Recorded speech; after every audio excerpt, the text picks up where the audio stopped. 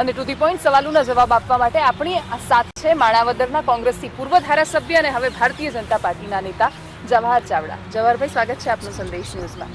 અને સૌથી પહેલો સવાલ, તમે જ્યારે વાત કરી ત્યારે તમે કહ્યું કે એક હોટેલનું જમવાનું ન ભાવે તો આપણે બીજી હોટલમાં જઈએ. લોકો અત્યારે સવાલ એવો કરે છે કે મંત્રી પદાની મલાઈ ખાવા માટે આવ્યા છો ભાજપમાં? અર્થઘટન તમે ફરી નાખેલું છે, હું માનું છું. અમારો ઘણો ભાવ એવો હતો જ નહીં.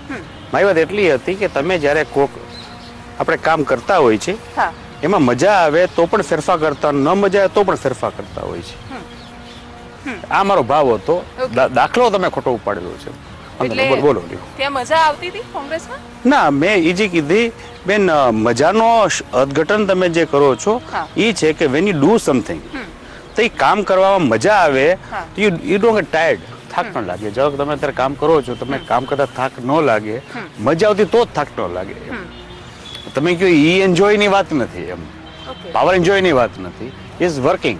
ઓકે, એટલે એનો હેતુ બિલકુલ એવો નથી ને કે મંત્રી પદાની મલાઈ માટે જવાહર ચાવડા આવ્યા ભાજપમાં? બેન, હું જન્મો ત્યારથી સત્તા અને સંપત્તિ વચ્ચે જન્મેલો છું, એટલે એનાથી કોઈ ફેર પડી સ્થિતિ નથી કોઈ.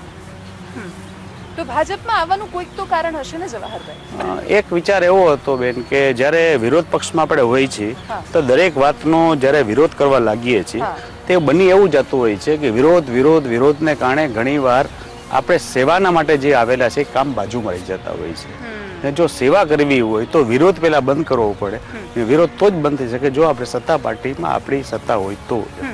એટલે આવવાનો ફાયદો સૌથી મોટો એ છે કે અમારા વિસ્તારના જે અણુકેલ પ્રશ્નો છે, પેન્ડિંગ રહેલા પ્રશ્નો છે, તે વહેલા પાણીના છે, રસ્તાના છે, એ વહેલા ઉકેલ આવી શકે અને એ પ્રજાને મોટો ફાયદો મળી શકે. મતલબ વિરોધ પક્ષ જે આખો દિવસ દરેક વખતે વાત કરતું હોય છે કે વિપક્ષના જો ધારાસભ્ય છે તો એમની સાથે સત્તા પક્ષ અન્યાય કરે છે. ના, એવું નથી. એના કરતા વિરોધ પક્ષ ફ્રી નથી હોતો સત્તા પક્ષમાં કામ લેવા માટે, મૂળ વિરોધમાં પડેલો હોય છે. એટલે અને એ વિરોધ કરવામાં સફળ થાય છે અત્યારનો વિરોધ પક્ષ? તમે જ્યાં સુધી હતા ક્યાંક સફળ થાય, ક્યાંક નિષ્ફળ થાય, પણ મૂળભૂત કામ બાજુમાં રહી જતું હોય છે. ત્યારે દરેક વાતનો વિરોધ કરવા નીકળો, ઘણીવાર સરકારની સારી યોજના હોય પણ એનો વિરોધ કરવામાં યોજનાનો લાભ તમે લેવડાવી શકો પ્રજા સમક્ષ. મંત્રી બનશો ત્યારે તમારી પાસે સમય નહીં હોય તો ત્યારે કરી શકશો કામ લોકોના? બેન, મંત્રી બનવું ન બનવું it is a part of a job. તમે જ્યારે એક પ્રજાના મત લઈને સેવા કરવા આવો છો, સત્તાધારી પક્ષમાં જો તમે હો તો તમને અલગ અલગ કામગીરી મળતી હોય, વિરોધ પક્ષમાં તમને અલગ કામગીરી મળતી હોય છે. It is a part of a job. તો વિરોધ કરવો એ પાર્ટ ઓફ જોબ નથી?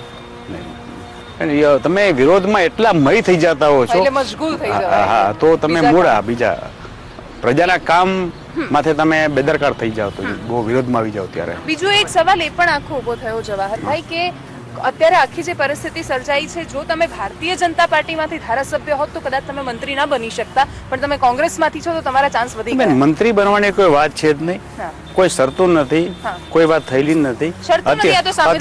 અત્યારે હું ધારાસભ્ય પણ નથી. હું એટલે મારી પાસે હતો તેનો તમે ત્યાગ કરેલો છે. એટલે અત્યારે તો હું કોઈ હોદ્દા વગરનો છું. હું ફક્ત એક સામાન્ય સભ્ય ભારતીય જનતા પાર્ટીનો છું. પેથલજી ચાવડા એમના જે કોંગ્રેસી સિદ્ધાંતો છે એને અત્યારે ઠેસ નહીં પહોંચે? ના, હું મારા ફાધર બહુ સારા, નરેન્દ્રભાઈ ને મારા ફાધર બહુ સારા મિત્રો હતા ને મારી ઘરે નરેન્દ્રભાઈ આવેલા છે. મારી ફાધરની ઈચ્છા પણ તે વખતે હતી ને પણ એ થોડીક જીદ એ વખતે મારી હતી કોંગ્રેસમાં રહેવાની. પણ જૂની વાત અમારા ઘરની છે, એ કોઈ ચર્ચા મતલબ નથી એનો. મારા father is no more, he died 6 years back. એટલે એનો કદાચ અત્યારે અસ્થાને હશે. તમે નરેન્દ્રભાઈ ની વાત કરી, તમારો એક વિડીયો બહુ જાણીતો છે, વાયરલ થયો છે, પેલો કે ગાંડો હતો એની પાસે તમે જતા, પછી પ્રધાનમંત્રી આવ્યા સદભાવના, એટલે હજુ પણ પ્રધાનમંત્રીને એ સાથે તુલવશો કે બીજી કોઈ વાત કરશો? વિરોધ પાર્ટીમાં તો વિરોધ પક્ષ તરીકે વાત થતી હતી, શાસક પક્ષમાં તમે હો તો શાસક પક્ષ તરીકે વાત થઈ. બે અલગ અલગ વાત છે ને. નરેન્દ્રભાઈ નું વ્યક્તિત્વ એનું જ રહેશે તો પછી? નો, અત્યારે તો જે મને ગમ્યું છે નરેન્દ્રભાઈ ની વાતમાં, તો એને જે આપણે સ્ટ્રાઇક કર્યો છે અંદર જઈને પાકિસ્તાનની અંદર, તાકાતનો જે પરચો આપ્યો, આટલા વર્ષો સુધી આપણે જે નહોતા કરી શક્યા તે નરેન્દ્રભાઈ કરી બતાવ્યું છે. પ્રેરણા શેનાથી મળી તમને ભારતીય જનતા પાર્ટીમાં જોડાવાની? માત્ર કામ કરવા માટે કે પછી બીજા કોઈ? ના, કામ પ્રજાના કામ. બીજું એક મિશન તરીકે હોય છું. આ તમે કહો છો એમએલએ, પણ હું તો મારા એટલા એનજીઓ એક્ટિવિટીઝ હોય છે પ્રજા માટે કે જેમાં હું મારો હોદ્દો નથી લખતો. આપના ઇન્ફોર્મેશન માટે બધા વચ્ચે 10 થી 12 મુવમેન્ટ મેં કર્યા હશે, જેમાં મારો હોદ્દો ન લખું, હું પક્ષ પણ લખું. હું કોઈ દી ભાજપ કોંગ્રેસ પણ નથી લખતો.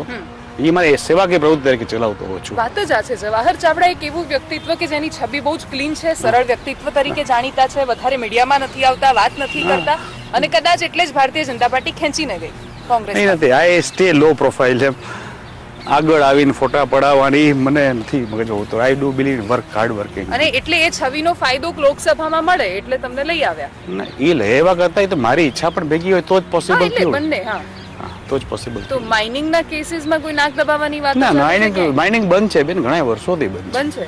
ઘણા વર્ષો. એટલે જ્યારે આમ મે બી ક્લોઝ ફ્રોમ 12-15 years.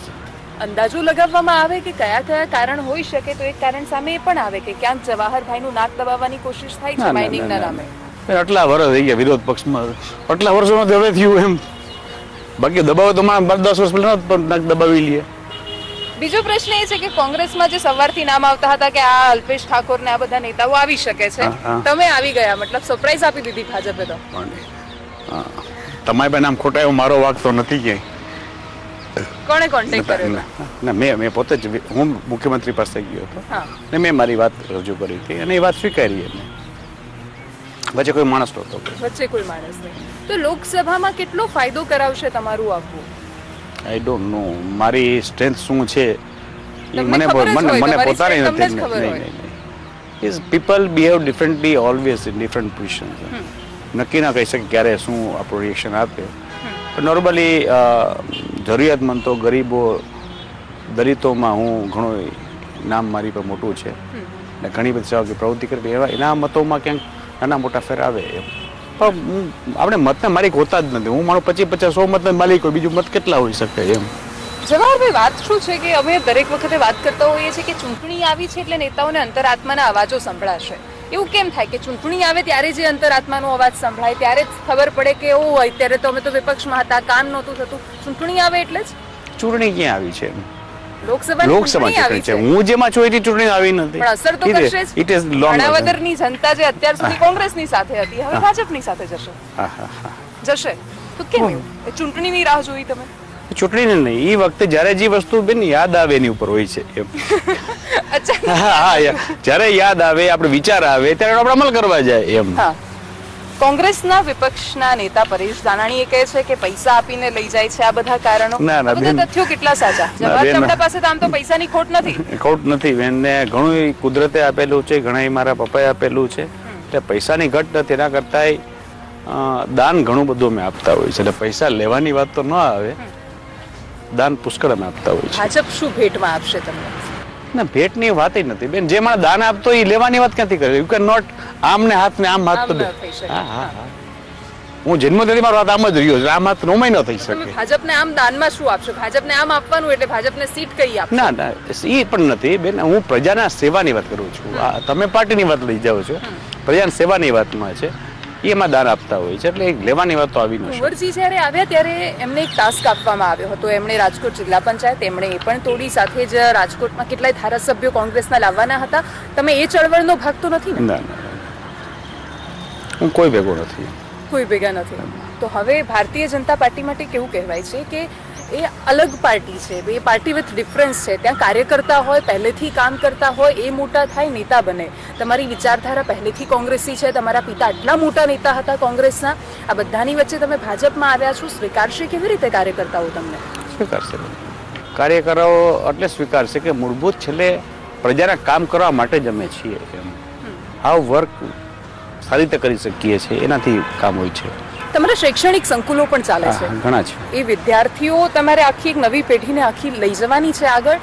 તો સવાલ એ પણ આવશે ને કે પક્ષ પલટાવાળા નેતાઓનું ભવિષ્ય લાંબુ નથી હોતું. જવાહરભાઈ, એ નથી એટલો લાંબો વિચાર કરતો બેન.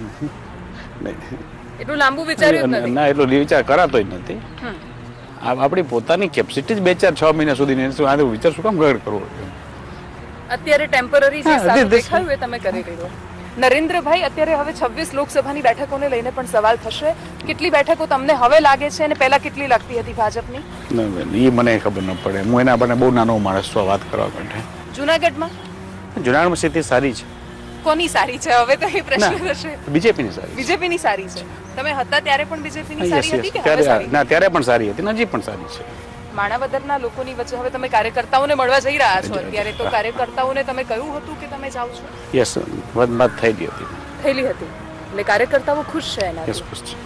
કોંગ્રેસને હવે શું સંદેશ આપશો? કારણ કે છેલ્લા થોડા મહિનામાં 4 ધારાસભ્યો ગયા છે, કુંવરજી બાવળિયા જેવા મોટા નેતા, કોંગ્રેસને- સ્વચ્છ છબીવાળા જવાહર કોંગ્રેસ ચાવડા. સંદેશો હું આપણી સ્થિતિ નથી. આપણે નાના માણસ છીએ.